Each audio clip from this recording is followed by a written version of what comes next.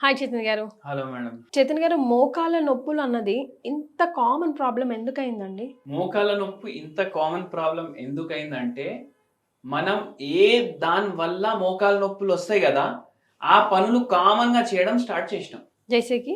ఏం పని చేయకుండా ఉండడం. అయ్యో రామా! అవును. బాసనలు తోమడానికి డిష్ వాషర్ ఉంది మా ఇంట్ల. లేదంటే ఒక మేడ్. హౌస్ హెల్ప్ వస్తారు, చేసిపోతారు.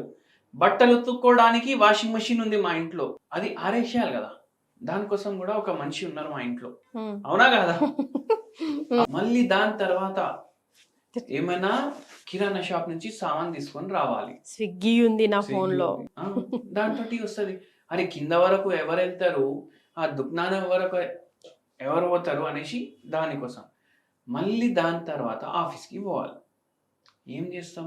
వాకింగ్ పోము. పావు కిలోమీటరే ఉంది ఆఫీస్. హ్మ్. వాకింగ్ పోతే ఏంది చెమటలొస్తాయి. మళ్ళా మన ఇంత కొత్త ఫ్రెష్‌నెస్ షర్ట్ పోతది. ఫ్రెష్‌నెస్ పోతది.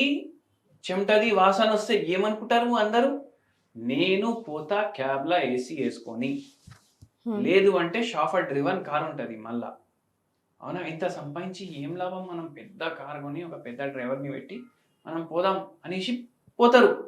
అవునా కాదా? హ్మ్. ఫిజికల్ యాక్టివిటీ లేకుండా చేసుకుంటున్నారు. హ్మ్. మళ్ళా ఒకటి అపోహ ఉంటది అందరికి ఏమనేసి?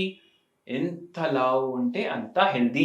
అయ్యో రామా! అవును ఉంటది కదా! కొంచెం చెబ్బీ ఉంటే హెల్తీ ఆ! అనుకుంటాం. కొంచెం చబ్బీ ఎంత హ్మ్. చబ్బీ ఉంటే అంత హెల్తీ మనిషి. పిల్లల విషయంలో నిజంగా అట్లనే అట్లనే అనుకుంటాం. అంటారు. అంటే పిల్లలకి ఒబెసిటీ తెస్తారు. మళ్ళా వాళ్ళకు మోకాలు నొప్పి వచ్చేలాగా పేరెంట్సే చేస్తారు. హ్మ్. ఎందుకంటే ఒక్కసారి చబ్బీ చబ్బీ అయిపోయింది అంటే అది ఈజీగా బరువు పెరుగుడు ఈజీ. అవునండి. తగ్గుడే కష్టం. ఆ!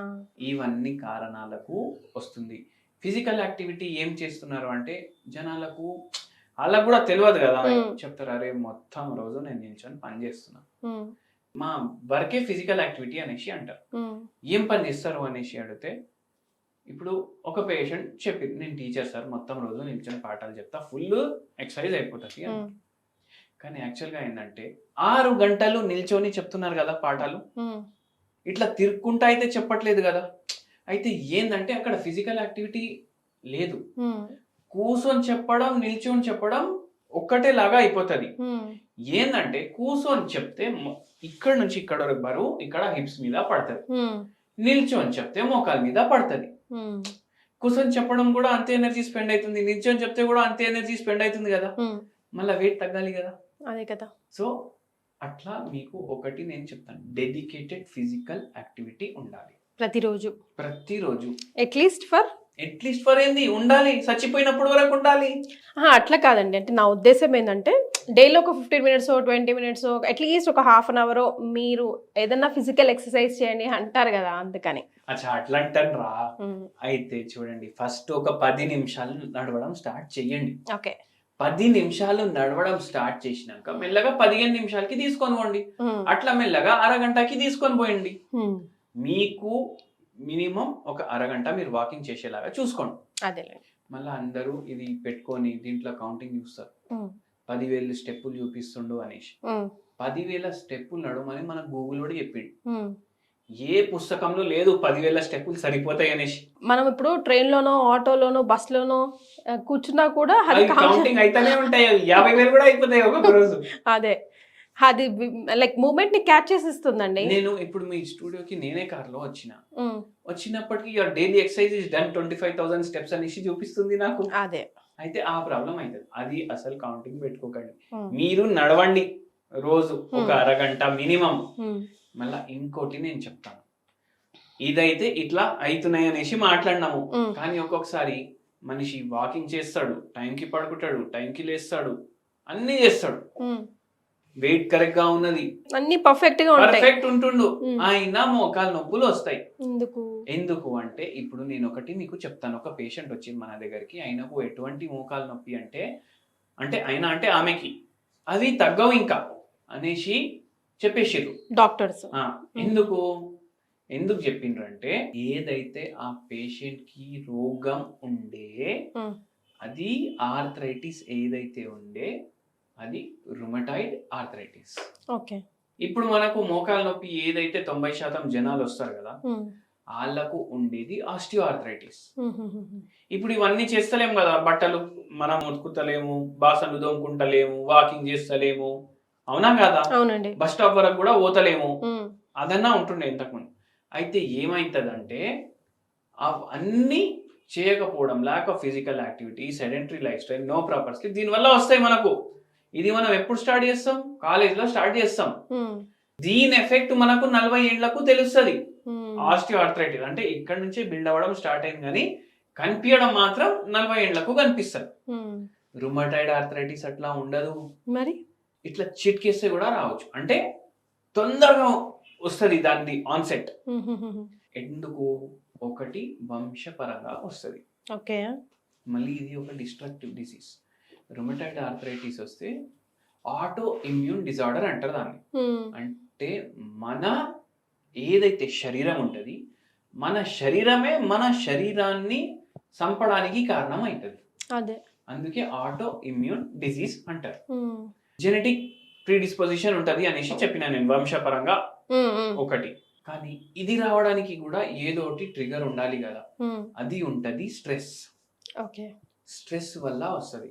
ఇప్పుడు ఒక పేషెంట్, ఏదైతే ఫీమేల్ పేషెంట్ వచ్చారు కదా, 1 month లో మొత్తం టైట్ అయిపోయింది బాడీ, ఇవి దగ్గరికి అయితలేవు, ఇక్కడ వరకే ఆగిపోతున్నాయి, రిజిడ్ అయిపోతున్నాయి, టైట్ అయిపోతున్నాయి, ఇది మొత్తం ఇట్లా బంద్ అయితలేదు. ఇట్లా బంద్ చేయడానికి చాలా కష్టం అవుతుంది, మోకాళ్ళు బెండ్ అయితలేదు. 1 month లోనే అయింది ఇది మొత్తం, బెండ్ అయితలేదు. మళ్ళా నడవనికి చక్కగా వస్తలేదు, మళ్ళా నడుము నొప్పి ఫుల్ ఉంది, మెడ నొప్పి ఫుల్ ఉంది. ఇవన్నీ 1 month డెవలప్మెంట్స్. ఏమైంది అంటే ప్రాబ్లం 15 ఏళ్ళు అయింది పెళ్లి అయి, మన దగ్గర 2-3 years తర్వాత వచ్చిర్రు. దీని తర్వాత మీకు హిస్టరీ చెప్తున్నాను నేను. 15 ఏళ్ళు అయింది పెళ్లి అయి, 15 ఏళ్ల నుంచి వాళ్ళ ఆయన సతాయిస్తూనే ఉన్నాడు ఈమెకి, అది ఒకటి. మళ్ళా 2 డ్యూటీలు, ఒకటి ఏదో అకౌంటెంట్ది duty morning time, night time ఇంటికి వచ్చినాక పిల్లలది డ్యూటీ, ఇంటిది డ్యూటీ, 3 డ్యూటీలు. వాళ్ళ ఆయన తిట్టడం, మార్నింగ్ ఒక డ్యూటీకి వెళ్ళడం, మళ్ళీ వచ్చి పిల్లల్ని చూసుకోవడం, ఇంకా ఇంత చేసినాక కూడా ఈయన మారతలేడు అనేసి స్ట్రెస్, చాలా స్ట్రెస్. ఒక టైం తర్వాత వాళ్ళ నాయన చనిపోయారా? వాళ్ళ నాయన చనిపోయింది. ఆమెకి వాళ్ళ నాయన జర మంచిగా క్లోజ్ సపోర్టివ్ అట్లా. ఇప్పుడు ఏంది, ఆ సపోర్ట్ కూడా లేకుండా పోయింది, అట్లా అయిపోయింది. అది అయి అదే ఆలోచించి మళ్ళా మొత్తం బాస్కెట్ ఆఫ్ ఇమోషన్స్. ఏమైంది, ఇప్పుడు నాయన లేడు, మా ఆయన తిడతాడు, ఆఫీస్లో ఆ టెన్షన్లు, పిల్లల్ని చూసుకోవాలి, టిఫిన్ డబ్బా రెడీ చేయాలి, ఒక్క ప్రాబ్లమ్ని ఇట్లా సపరేట్గా చూస్తలేరు, అంతా కిచిడిలాగా చేసి చూస్తున్నారు. Separate emotion. వీళ్ళ ఆయన ఈమెకి తిడితే కూడా ఇట్లనే గప్చిప్ ఉంటుండే, ఎప్పుడు రిటర్న్ జవాబు ఇవ్వకపోతుండే. అట్లా అయి రుమటాయిడ్ ఆర్థరైటిస్ వచ్చింది. నిద్ర చక్కగా లేదు. అయితే ఏంది ప్రాబ్లం? ఏంది?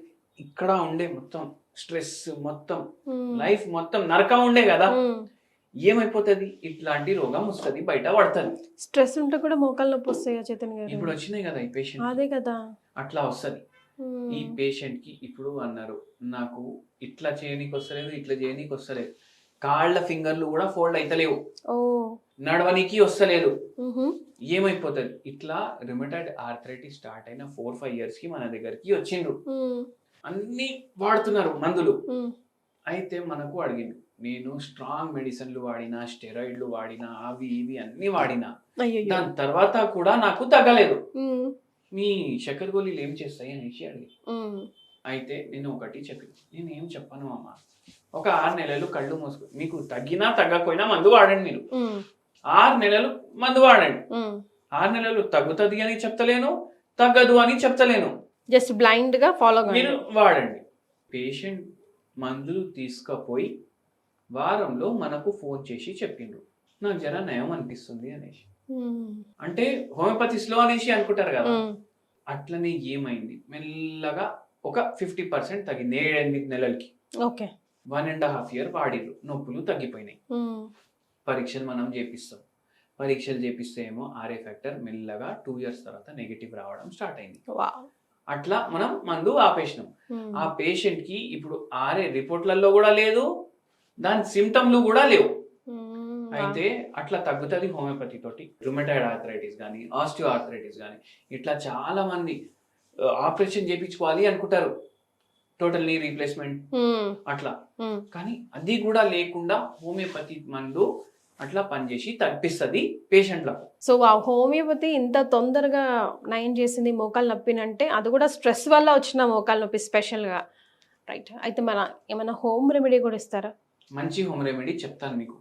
మీకు ఇట్లా ఆటో ఇమ్యూన్ ప్రాబ్లమ్స్ ఉన్నాయి అంటే రుమటైడ్ ఆర్థరైటిస్ ఉంది, లేదంటే పాలీ ఆర్థరైటిస్, ఫైబ్రోమయాలజియా లాంటి ప్రాబ్లమ్స్, లేకపోతే సోరియాటిక్ ఆర్థరైటిస్, ఎస్ఎల్ఈ లాంటి ప్రాబ్లం, ఇవి ఉన్నోళ్ళకే ఈ పదాలు అర్థమవుతాయి. అదేలేండి. ఎందుకంటే చాలా డేంజర్ ప్రాబ్లంలు ఇవి. ఇవి ఉన్నా సరే ఏం చేయండి, లేకపోతే నార్మల్ ఆర్థరైటిస్ ఉన్నా సరే ఏం చేయండి అంటే భీమసేని కర్పూరం ఇంత తీసుకొని గోరువెచ్చ నీళ్ళలో వేయాలి.